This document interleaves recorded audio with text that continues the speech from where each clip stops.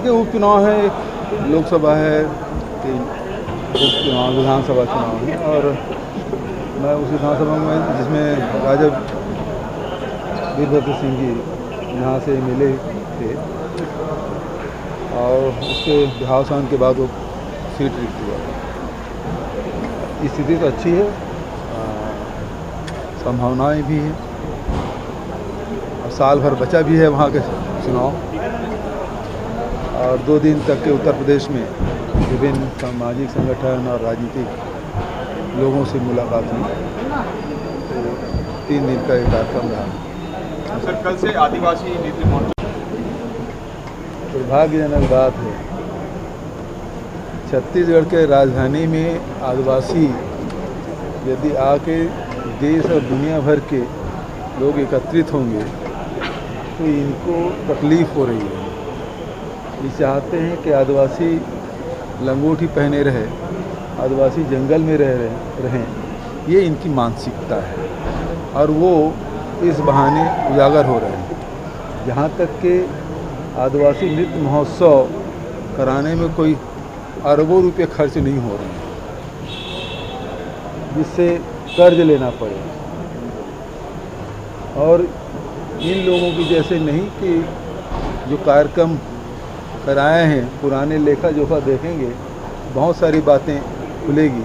मैं उन सब बातों पे नहीं जाना चाहता, लेकिन दुर्भाग्य है कि आदिवासी के यदि हमारी छत्तीसगढ़ में पहचान है और उसको राष्ट्रीय और अंतर्राष्ट्रीय स्तर पर सराहा जा रहा है और भारतीय जनता पार्टी की से तकलीफ हो रही है, तो उसकी मानसिकता है। सर, इस साल के वक्त 2 विधायकों, एक तो विनोद चंद्राकर का मामला कल आया है, उस पर मारपीट के आरोप लगा रहे हैं वहाँ के जो शराब कर्मचारी हैं, और दूसरा एक दलेश्वर साहू के यहाँ मामला है कि उन पर भी दबंगई का आरोप लग रहा है। मैं जानकारी ले लेता हूँ। और सर, ये यूपी की जिम्मेदारी आपको मिली है, इस यूपी की जिम्मेदारी मिली, इसमें रमन सिंह भी जो है योगी आदित्यनाथ से मुलाकात की है। मिलना चाहिए और राष्ट्रीय उपाध्यक्ष है, उनको तो कुछ जिम्मेदारी मिलना चाहिए, तो छत्तीसगढ़ से बाहर जा ही नहीं पाते।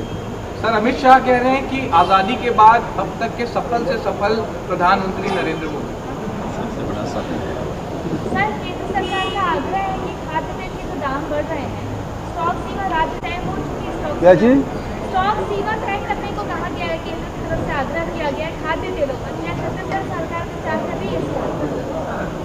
देखिए, 2 सवाल है। अमित शाह जी ने जो बातें कही ये उनका आकलन हो सकता है, लेकिन जब इतिहास समीक्षा करेगी तो देखेंगे कि नरेंद्र मोदी जी ने नोटबंदी लागू किया, उससे देश में क्या प्रभाव पड़ा, अर्थव्यवस्था पर क्या प्रभाव पड़ा। जीएसटी जब लागू किया तब देश के अर्थव्यवस्था पे क्या प्रभाव पड़ा। और जब देश में वैक्सीन उत्पादन हो रहे थे और निर्यात कर रहे थे और यहाँ लगातार कोरोना में वृद्धि हो रही थी, उसको लोग समीक्षा करेंगे।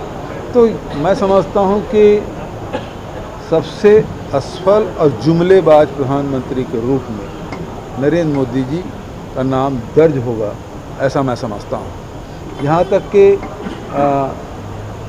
तेल की बात है, तेल की कीमतें लगातार बढ़ रही है। भारत सरकार तो इसी बात का तो विरोध है। ये 3 काले कानून हैं, उसमें यही है कि आप जो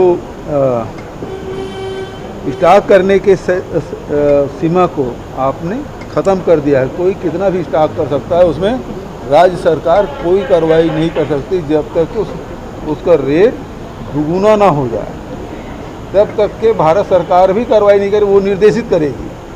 तो अब जो एसेंशियल कमोडिटी एक्ट है उसको समाप्त कर दिया है, अब वो निर्देश दे रहे हैं। तो निर्देश आएगा तो देखेंगे उसके बाद क्या कार्रवाई करना है।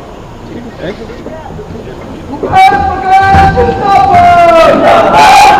उन पर भी दबंगई का आरोप लग रहा है। मैं जानकारी ले लेता हूँ। और सर, ये यूपी की जिम्मेदारी आपको मिली है, इस यूपी की जिम्मेदारी मिली, इसमें रमन सिंह भी जो है योगी आदित्यनाथ से मुलाकात की है।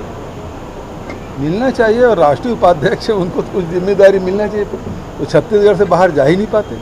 सर, 2 सवाल है। अमित शाह जी ने जो बातें कही ये उनका आकलन हो सकता है, लेकिन जब इतिहास समीक्षा करेगी तो देखेंगे कि नरेंद्र मोदी जी ने नोटबंदी लागू किया, उससे देश में क्या प्रभाव पड़ा, अर्थव्यवस्था पर क्या प्रभाव पड़ा। जीएसटी जब लागू किया तब देश के अर्थव्यवस्था पे क्या प्रभाव पड़ा, और जब देश में वैक्सीन उत्पादन हो रहे थे और निर्यात कर रहे थे और यहाँ लगातार कोरोना में वृद्धि हो रही थी, उसको लोग समीक्षा करेंगे। तो मैं समझता हूँ कि सबसे असफल और जुमलेबाज प्रधानमंत्री के रूप में नरेंद्र मोदी जी का नाम दर्ज होगा, ऐसा मैं समझता हूँ। यहाँ तक कि तेल की बात है, तेल की कीमतें लगातार बढ़ रही है। भारत सरकार तो इसी बात का तो विरोध है कि तीन काले कानून हैं, उसमें यही है कि आप जो स्टॉक करने के सीमा को आपने ख़त्म कर दिया है। कोई कितना भी स्टॉक कर सकता है, उसमें राज्य सरकार कोई कार्रवाई नहीं कर सकती जब तक उसका रेट दुगुना ना हो जाए, तब तक के भारत सरकार भी कार्रवाई नहीं करे, वो निर्देशित करेगी। तो अब जो एसेंशियल कमोडिटी एक्ट है उसको समाप्त कर दिया है, अब वो निर्देश दे रहे हैं। निर्देश आएगा तो देखेंगे उसके बाद क्या कार्रवाई करना है। Thank you.